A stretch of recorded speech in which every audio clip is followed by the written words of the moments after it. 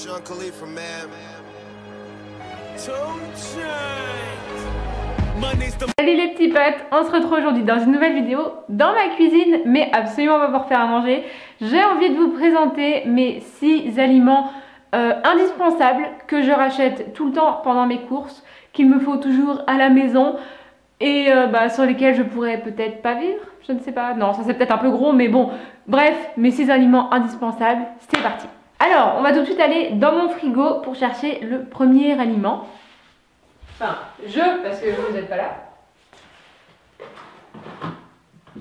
Alors, c'est ça. Comme vous le savez ou pas, mais je pense que vous le savez, je suis végétarienne depuis bientôt 2 ans. Donc ça fera 2 ans au mois de janvier. Donc ça va pas trop tarder. Et je suis devenue végétarienne du jour au lendemain. Je vous ai fait plusieurs vidéos sur mon végétarisme, tout ça. Donc, vous allez checker. Et il fallait trouver forcément une alternative à la viande, au poisson. Donc à la base je me suis tournée vers ce genre de produits. Donc je les trouve chez Carrefour Market, bref peu importe. Et en fait c'est des nuggets de soja, de blé, de lupin et tout ça. Donc c'est bourré de protéines et j'ai utilisé ça pendant un petit moment. Et bon, j'en ai toujours chez moi bien entendu, mais j'avoue j'ai une préférence pour ça.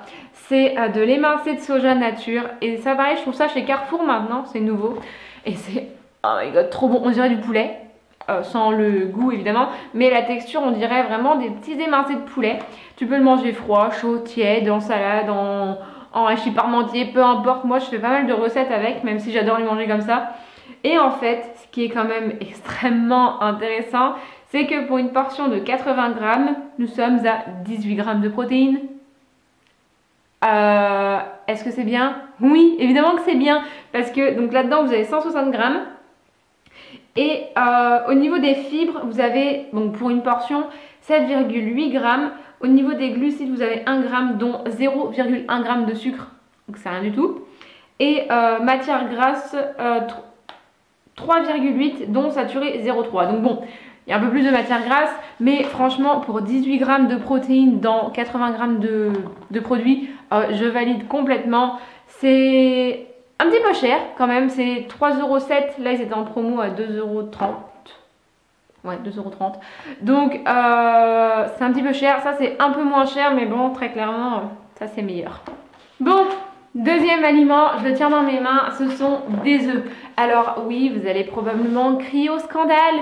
Tu es végétarienne, tu manges des œufs, blablabla, c'est pas bien, blablabla. Bref. Alors, il faut savoir que déjà, je ne mange plus de viande, plus de poisson, plus de crustacés et je ne bois plus de lait de vache. Je mange encore certains yaourts, je mange encore du fromage, mais en tout cas, je ne bois plus de lait de vache déjà parce que j'ai trouvé une alternative, donc du coup, je n'en bois plus. Et oui, je continue à utiliser les œufs parce que quand tu n'as plus de soja et que tu ne sais pas quoi faire, tu fais des œufs. Quand tu as la flemme, tu fais des œufs. Quand tu veux faire de la pâtisserie, tu mets des œufs. Enfin, t'es pas obligé évidemment, mais tu mets des œufs. Moi, mon fils, il adore les œufs, donc du coup, j'en ai quand même tout le temps à la maison. Bref, les œufs, j'avoue, j'ai du mal à m'en passer. Peut-être qu'un jour, j'y viendrai. Pour l'instant, c'est pas le cas et je m'en porte très bien comme ça. Quand je fais mes petits déjeuners, je mets des œufs, donc du coup... Voilà, pour l'instant j'en utilise, j'en mange pas tous les jours, évidemment, j'en mange quelques fois dans la semaine. Alors, il y en a qui m'ont demandé si je mangeais le blanc et le jaune, ça dépend de ce que je fais. Quand je fais mes bowl cakes, oui, je mange un œuf entier. Quand je fais mes pancakes, en général, j'utilise que le blanc. Donc ça dépend vraiment de ce que je fais. Manger le jaune, ça va pas vous tuer, je vous le dis. Il y en a qui disent non mais il faut pas manger le jaune, c'est plein de mauvais gras machin, mais vous avez aussi besoin du jaune, hein. Je vous dis pas d'en manger 8 kilos par jour, non, mais manger le blanc et le jaune c'est très intéressant. Donc moi j'en mange de temps en temps et puis voilà. Alors oui, je les prends en grosses plaques comme ça parce que j'ai pas non plus un budget course immense. Donc c'est vrai que j'achète pas des œufs bio, frais, machin. Quoique là ils mettent œufs frais, hein. Mais en tout cas, bon, ils sont pas bio. J'ai pas de poule chez moi. Mes proches n'ont pas de poule non plus. Voilà, on fait comme on peut et avec le budget qu'on a surtout. Ensuite, on va aller dans mon placard. Ah bah non, on va pas aller dans mon placard parce que c'est en bas, putain de merde. Bon, du coup, mon troisième aliment indispensable, c'est les flocons d'avoine ou le son d'avoine, ça dépend. Mais en général, j'achète beaucoup plus de flocons d'avoine parce que je préfère. Et je peux l'utiliser dans beaucoup plus de recettes que le son d'avoine. Bref, voilà. Donc les flocons d'avoine, j'ai les macros juste là, pardon. Donc pour une portion de 40 grammes, vous avez 4,7 grammes de protéines, 4,2 grammes de fibres alimentaires.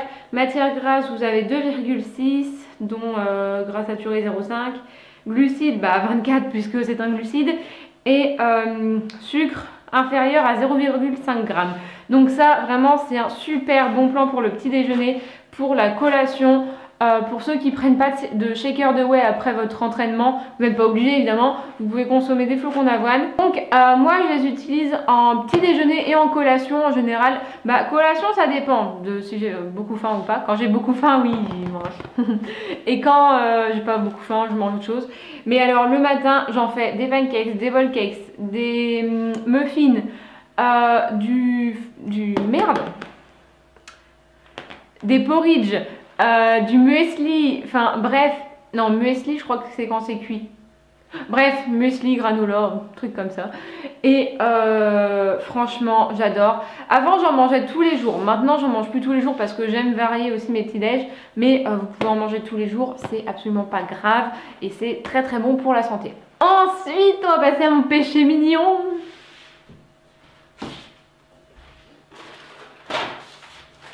Qu'est-ce que c'est que tout ça? C'est du chocolat.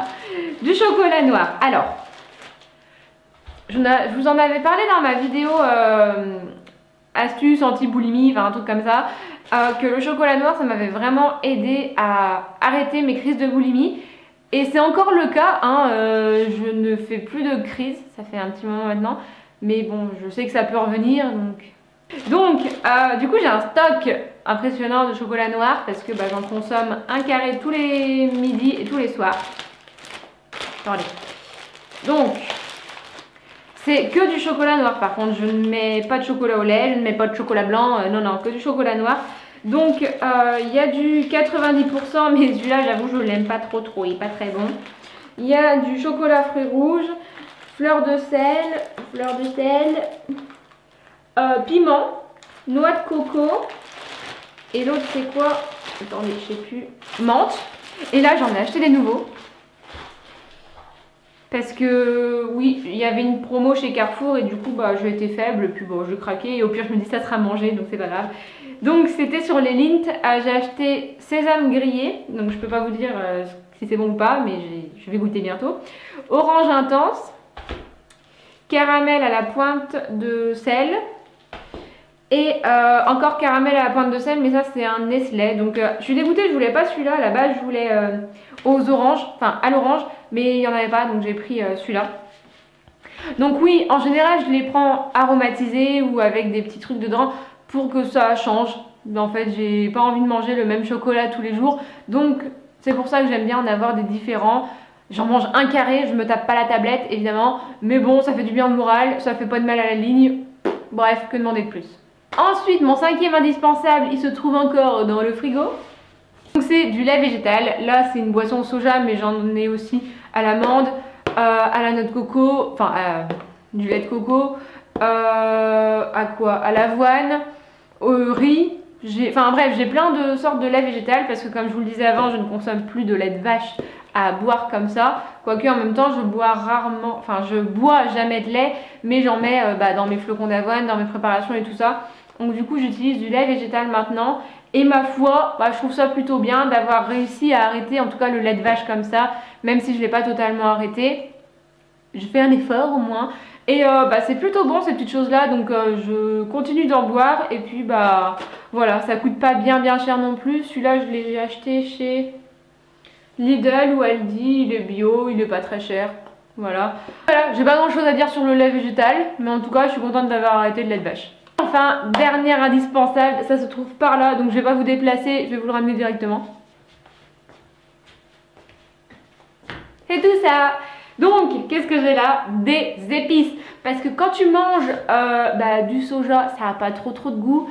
Les brocolis, les haricots verts, du riz, tu tournes vite en rond. Hein. Donc du coup, les épices sont tes amis. Oui, il faut abuser et surabuser des épices parce que sinon tu t'ennuies très vite dans ta diète.